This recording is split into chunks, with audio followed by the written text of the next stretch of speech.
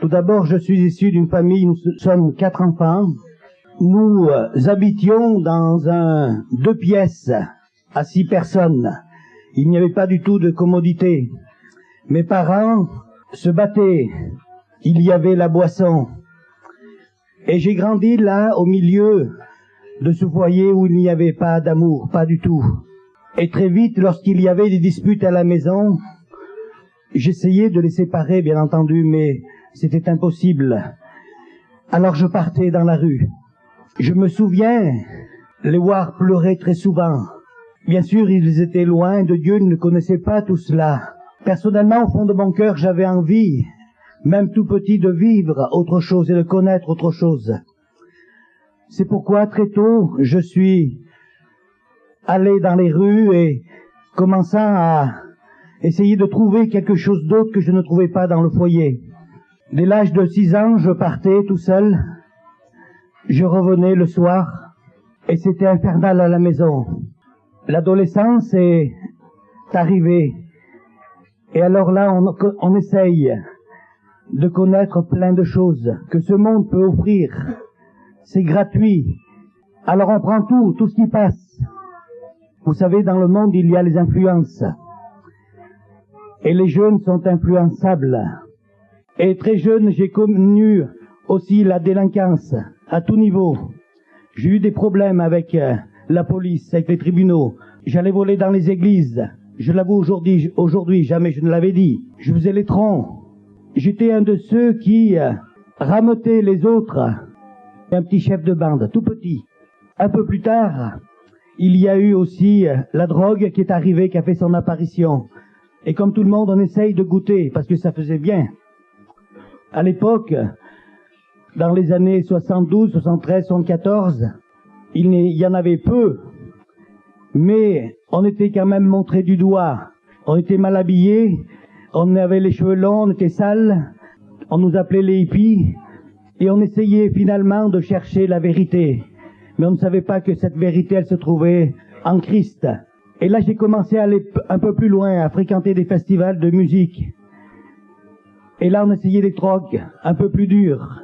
Le LSD, l'acide. Après, il y a eu, je me souviens, j'avais un ami qui un soir, je me trouvais avec lui dans cette pièce et il y avait les seringues, tout était prêt. Et il avait commencé avant moi. Au moment de prendre cette seringue et avant de faire ce qu'il fallait faire, il y a eu quelque chose. Une voix qui me disait « Ne goûte pas et ne prends pas ça ». Parce que je savais qu'il y avait un non-retour. Parce que dans ma tête, il y avait déjà des projets pour aller loin, dans d'autres pays et connaître autre chose. 2 jours après, où je me trouvais avec cet ami, il a été embarqué par la police. Je l'ai su lorsque je suis allé le voir. Je voudrais dire aussi que lorsqu'on goûte à ces choses-là, on en devient esclave et on ne peut pas s'en passer. Et un jour, j'ai rencontré des hippies qui partaient aux Indes. À l'époque, ce voyage se faisait bien. Et nous avions passé la soirée ensemble. J'avais tout ce qu'il fallait pour leur proposer une bonne petite soirée. Et nous sommes séparés. 3 semaines après, j'ai rencontré un des 2 gars, les cheveux coupés, en train de travailler. Son voyage en Inde était terminé. Et il m'a invité, il m'a donné une adresse, il m'a invité, j'y suis allé tout de suite. Et là, il ne m'a pas parlé, mais je l'ai trouvé assis, avec un livre dans les mains. Et ceux qui m'ont ouvert m'ont dit quelque chose, ils m'ont dit « Est-ce que tu as mangé ?» Et je savais ce que cela voulait dire, parce qu'à la maison, on n'avait pas toujours ce qu'il fallait. Et alors, ils ont commencé à me parler de Dieu, à m'annoncer le message du salut. J'étais fermé. Je ne voulais surtout pas me mettre devant la réalité de la vie. Et pourtant, il se passait quelque chose, mais je ne le montrais pas. Ils sont allés un soir à une réunion, un lieu, et finalement, ce lieu, ils ne l'ont pas trouvé. C'était dans un quartier de Valence. Et alors, ils ont quand même prié à l'extérieur. Et je me trouvais avec eux, tous des anciens drogués qui avaient rencontré Dieu. Ils ont commencé à prier.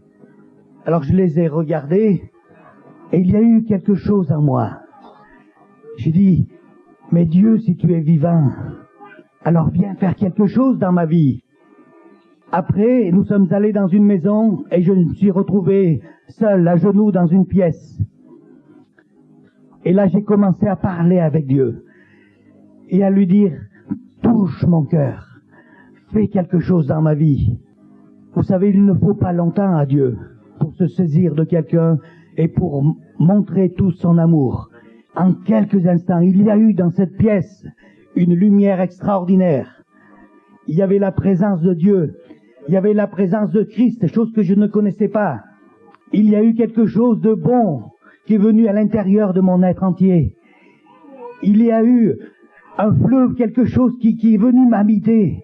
Je ne comprenais rien.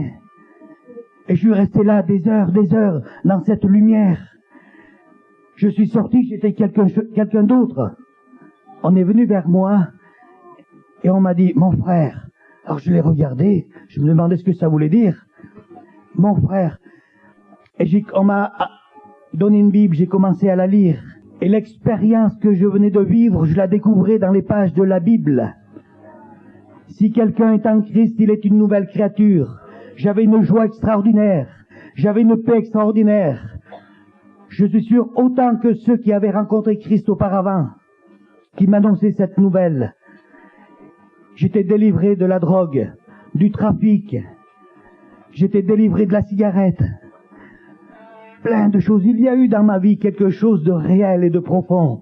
Il y a eu une transformation, et cela tout à la gloire de Dieu. Je voudrais terminer parce que c'est le seul message le plus bouleversant qu'un être humain, l'expérience la plus merveilleuse qu'un être humain peut faire sur cette terre, c'est la rencontre avec Dieu. Et il n'y a qu'un pas à faire, c'est ouvrir son cœur et oser croire en ce message. Celui que Jésus t'aime, celui que Jésus veut changer ta vie. Et je proclame, mais de tout mon cœur, bien fort, que Jésus est toujours le même.